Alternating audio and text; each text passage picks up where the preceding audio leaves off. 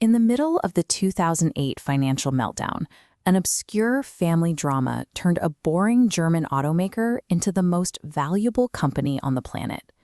The global economy had tripped over its own shoelaces and face-planted into a brick wall. Panic spread like wildfire as credit markets froze entirely. Lehman Brothers, a 158-year-old banking institution, collapsed overnight. That failure left a $600 billion crater right in the middle of Wall Street.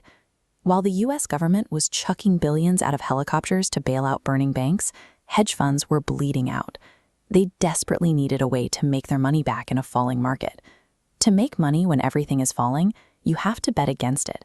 This desperation pushed the smartest guys in the room to aggressively hunt for vulnerable, bloated companies they could prey upon to survive. They executed a process called short selling. Imagine borrowing your neighbor's fancy lawnmower, immediately selling it to a stranger for $1,000 and waiting for the price of lawnmowers to drop. When the price hits $500, you buy a new one, give it back to your neighbor, and quietly pocket the $500 difference. It is a brilliant strategy, provided the price actually goes down. If the price goes up, you still have to buy a lawnmower to give back to your neighbor, no matter what it costs. In late 2008, hedge funds locked their sights on a massive car manufacturer that everyone assumed would suffer terribly during a global recession, Volkswagen. Wall Street aggressively borrowed millions of shares, sold them, and waited for the company to crash. They set what looked like an ironclad trap, completely unaware they were actually the prey.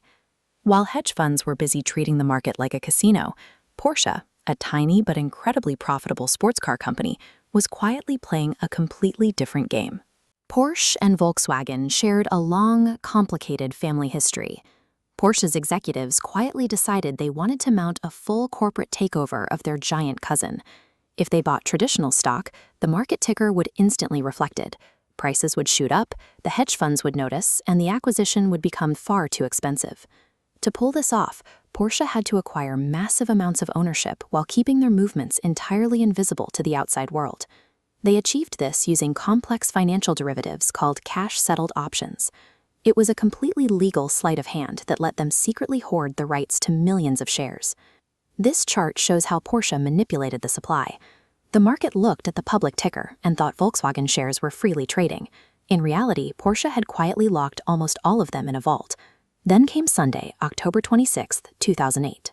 While Wall Street executives were at home nursing stress-induced ulcers, Porsche dropped a casual press release. They announced that through stock and options, they now effectively controlled 74% of Volkswagen. In an instant, that single piece of paper turned Wall Street's safest bet into an inescapable financial death trap. When the markets opened on Monday, the terrifying realization hit trading floors across the globe. The math completely stopped mathing. Porsche owned 74% of the stock. Lower Saxony owned 20% and refused to sell. Only 6% of Volkswagen stock was available to trade, but hedge funds had shorted 12% of the company. There were literally not enough shares in existence for the hedge funds to buy back. They were legally obligated to return shares that they physically could not acquire. Panic broke out.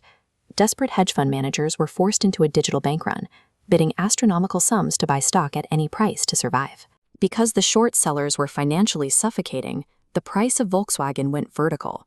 It spiked to over 1,000 euros a share, briefly making the company that builds sensible hatchbacks the most valuable corporation on earth.